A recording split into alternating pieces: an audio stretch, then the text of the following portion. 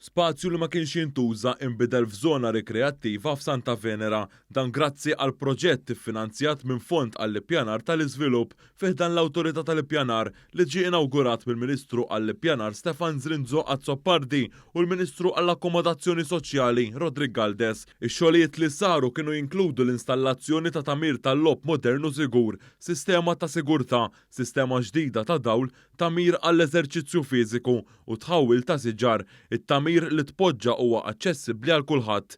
Iċ-Chairman Eżekuttiv tal-Awtorità tal-Ippjanar Martin Saliba qal li dan il-proġett qed isebbaħ iż-żona residenzjali f'din il-lokalità magħrufa bħala tal-Palazz l-Aħmar u dan se jtejjeb il-kwalità tal-ħajja. Il-Ministru għall-Ippjanar Stefan Zrinzo Azzopardi spjega li din il-lokalità ibbenefikat minn madwar 300,000 euro mill-Awtorità tal-Ippjanar biex isir dan il-proġett. Min-naħa tiegħu il-Ministru għall-Akkomodazzjoni Soċjali Rodrik Galdes qal li b'investiment ta' aktar minn 75,000 euro mill-Awtorità tad-Djar twettqu dawn ix-xogħlijiet fi spazju rikreattiv li issa jista' jitgawda mill-familji u tfal.